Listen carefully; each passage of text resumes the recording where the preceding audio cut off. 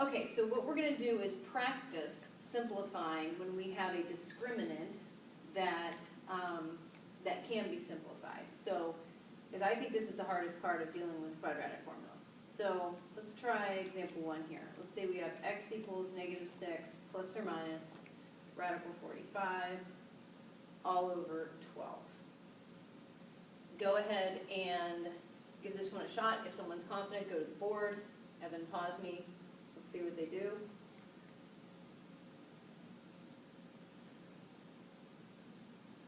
Simplifying radical 45, we've got radical 9 times radical 5. So we get 3 radical 5. And now we want to see if we can factor anything out of that numerator that we could then cancel, because we can't just cancel here. We have terms and not factors in the numerator. So we take out a 3. Even though this is negative, I suggest taking out a positive 3. It is easier. So we end up with -2 plus or minus radical 5. Now we have 3 that we can cancel in the numerator because it's a factor, and we have the factor of -2 plus or minus radical 5. Can you see me making my arm motions with the parentheses? I hope so. So we have those 2 factors, and then we have a 12. So we can cancel the 3 and the 12, and we end up with -2 plus or minus radical 5 all over 4. Now at this point we need to evaluate, are we done? Can we cancel the -2 and the 4? Go ahead and pause me and take a vote.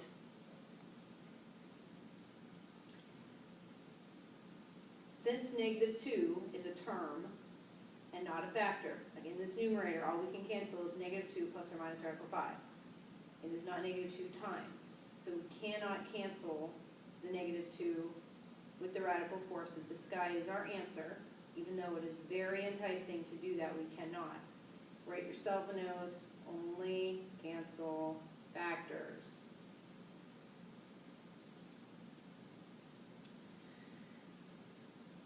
Okay, let's give another one a shot here. This one is x equals, and again, on Monday you may see on your quiz something like this where I give you one just to finish out. -12 plus or minus radical 153. All divided by 18. All right, now taking a good look at this, I know some of you are probably snarling because 153 is not a nice number. We need to remember if we're simplifying square roots, our go-to numbers are 4, 9, and 16. So take a look and see if 153 is divisible by any of those. It is not divisible by 4. But we do have a way of recognizing if a number is divisible by 9. And I usually wait until now to point this out. But if the sum of the numbers add up to a number that's divisible by 9, the whole number is divisible by 9. So 1 plus 5 is 6, plus 3 is 9. 9 is divisible by 9. So 153 is actually divisible by 9. So let's go ahead and take a quick time out and let's talk through another number that would be divisible by 9. In fact, I want you to create one. And it has to be a 4-digit number that's divisible by 9. So write a 4-digit number where the sum of the digits adds up to a number that's divisible by 9. Take a second to do that. Write your answer on your whiteboards and hold it up so Evan can see it.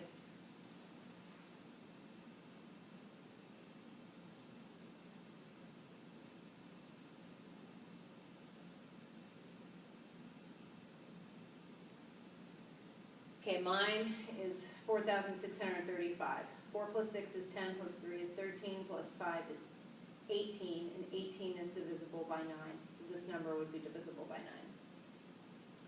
So with that, let's go ahead and divide 153 by 9. I want you to go ahead and finish this problem out. So Evan, go ahead and pause me.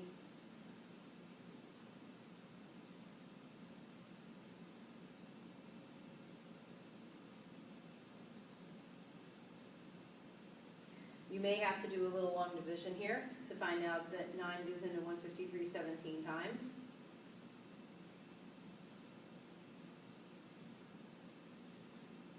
So we end up with -12 plus or minus 3 radical 7 all over 18. And again, we want to see if we can simplify We can factor a 3 out of the numerator. Again, even though this number's negative, I would factor in a positive 3.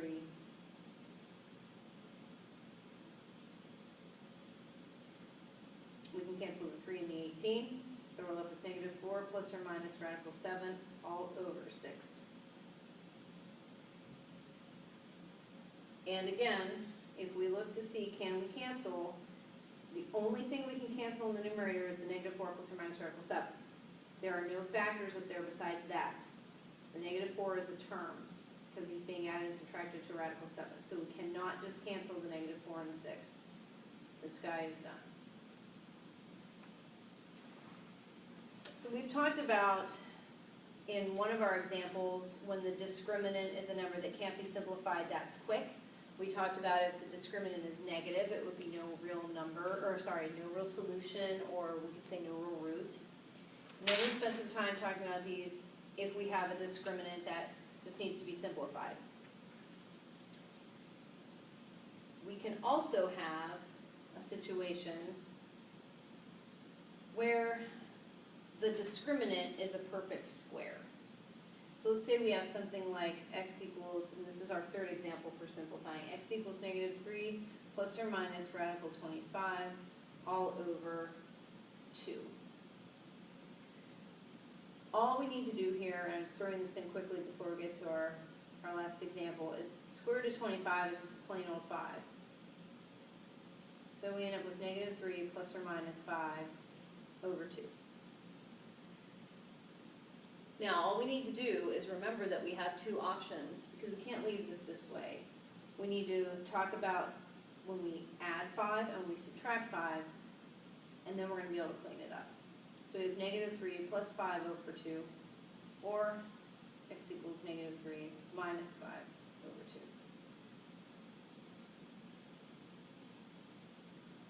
Go ahead and clean those up.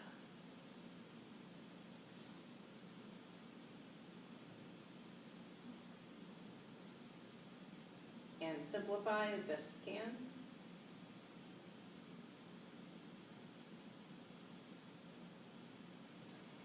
This first one, we have x equals 2 over 2 or 1. And the other one, x is negative 8 over 2 or negative 4. And so these would be our solutions.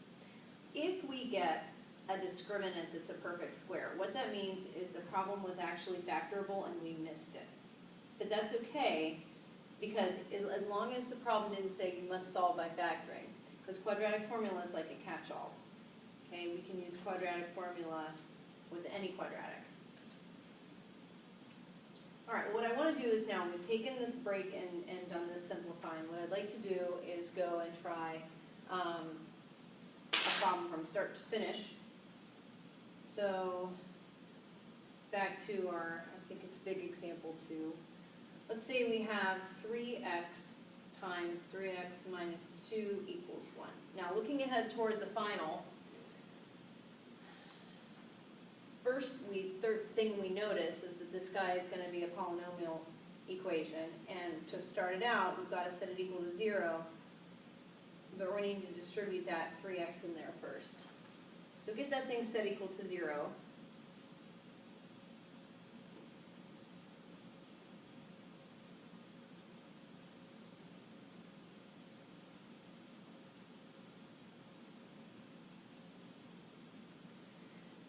Now, before we just dive into quadratic formula, I think it's important that we always try to factor, because factoring will almost always be faster and more efficient. So we're looking for two numbers that multiply to negative 9 and add to negative 6. And we can look at negative 3 and negative 3. They add to negative 6, but they multiply to a positive 9. So it's a good try, but it won't work. So we are in the boat that we need to use quadratic formula. So again, let's write ourselves a note. Won't factor. So we're going to use quadratic formula. What I would like you to do is go ahead and give this a shot straight through. Evan, you can pause me, walk around and see how they're doing. What the point at which I want you to show Evan is when you get your discriminant. And if he gives you a thumbs up on the discriminant, then keep on going. okay, then keep on going. But make sure you get that checked out so you don't get to the end and realize that you have a discriminant issue. Okay, so go ahead and do that now.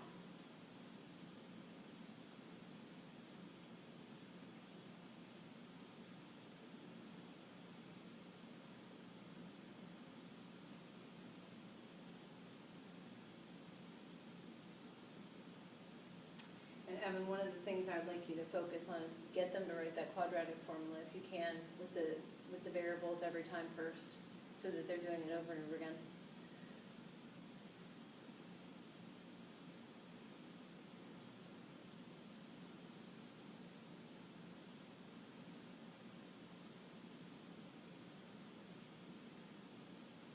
Okay, take a look at what I've done here and tell me if you think it looks good or if there's something that's wrong.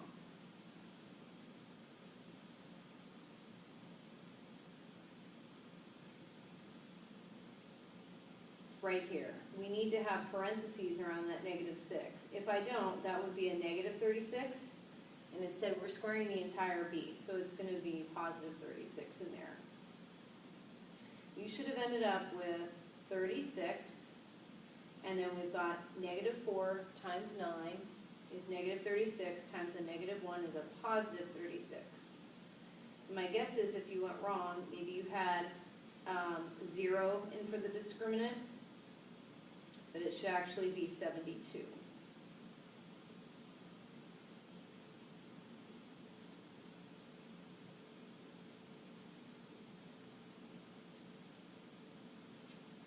Now, no one's paying attention because Evan's over there. I made another mistake on my plug-in. 2a. Can I say it one more time that I hate videos? This should be 2 times 9.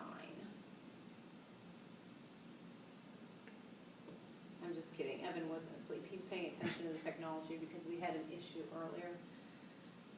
Hence part 2. He can explain it if there's time. Okay, so this guy should be an 18 in the denominator. And I'm betting some of you guys caught that. So breaking down radical 72, I'm going to be really quick with this and do 36 and 2.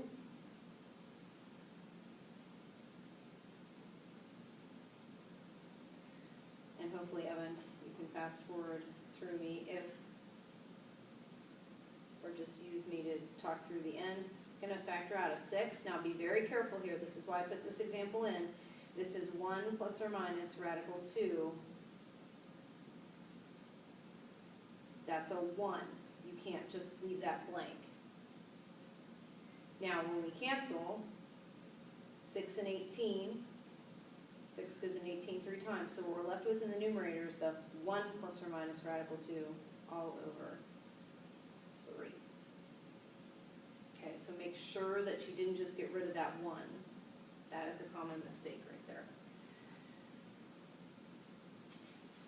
Okay, so to recap, when we can't factor, we use quadratic formula. You need to make sure I would practice writing the formula every time before you go to plug in. Make sure you use parentheses.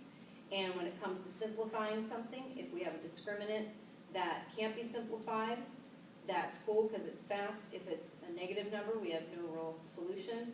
If it's a number like 72, it's going to take us a little time, and we have to make sure that we can factor as much as we can to cancel, if that's possible. And if we have a discriminant that is a perfect square, then we know we're not going to have a radical in our answer, and we just need to take that down as far as we can. All right. The quiz will be Monday. Know that I very much missed being here today, and it pains me greatly not to be here, but I am so thankful to Evan for being there to make sure everything goes fine and to answer your questions, and I'm thankful for technology, even though it's a pain in the butt. Again, there will be a quiz on Monday over just the stuff we talked about today. You very well may see equations on there that have rational expressions in them and radicals. So make sure that in addition to doing the current stuff, you go back and review those as well. Also, again, I'll be in touch about potential office hours on Sunday. All right, well, you guys have a great weekend. Thank you all. Have a good one. Bye-bye.